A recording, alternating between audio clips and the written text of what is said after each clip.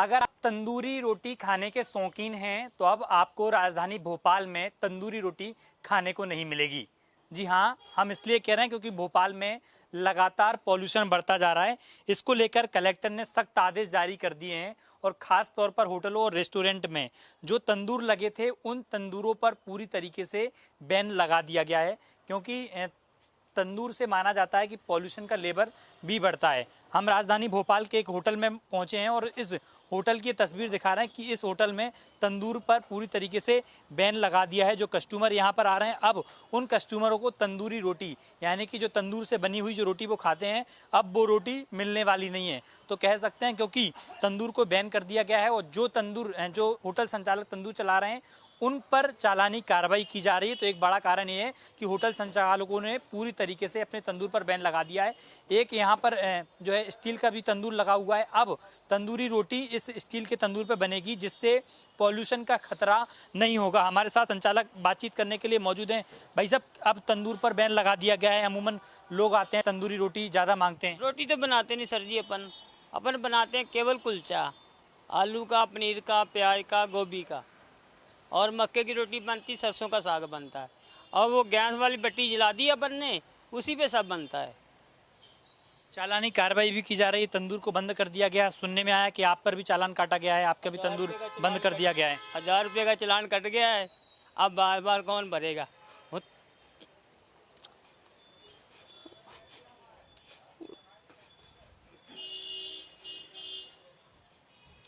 उतनी कमाई नहीं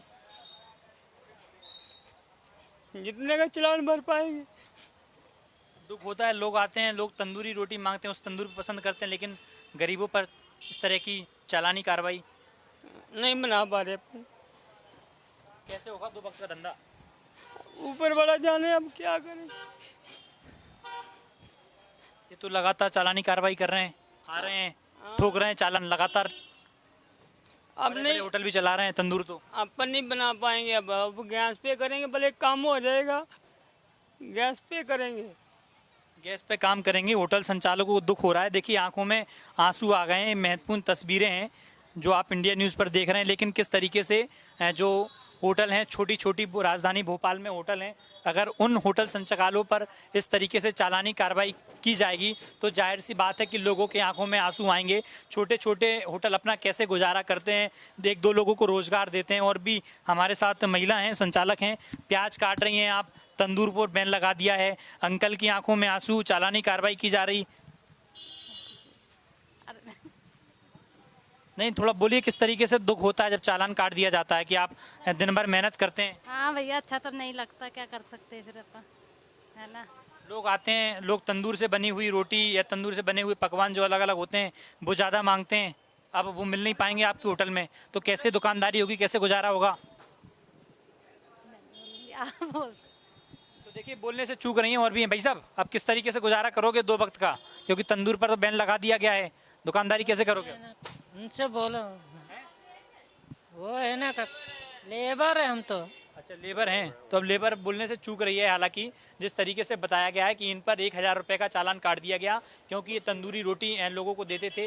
लेकिन अब राजधानी भोपाल में आपको तंदूरी रोटी मिलने वाली नहीं है, क्योंकि अगर भोपाल में तंदूर जलेगा तो उस होटल संचालक पर जुर्माना लगाया जाएगा, क्योंकि भोपाल में पॉल्यूशन का लेवल लगातार बढ़ रहा है और AQI 300 के पार पहुंच गया है। यही कारण है कि प्रशासन ने सख्त आदेश में होटल संचालकों को एक निर्देश दे दिए गए हैं कि अगर आपने तंदूर जलाया, तंदूरी रोटी बनाई, तो आपको जुर्माना देना होगा। तो कह सकते हैं कि अगर आपको अब राजधानी भोपाल में तंदूरी रोटी खाने को नहीं मिलेगी। वीडियो जर्नलिस्ट सुनील वर्मा के साथ चेतन सेठ, इंडिया न्यूज़ भोपाल।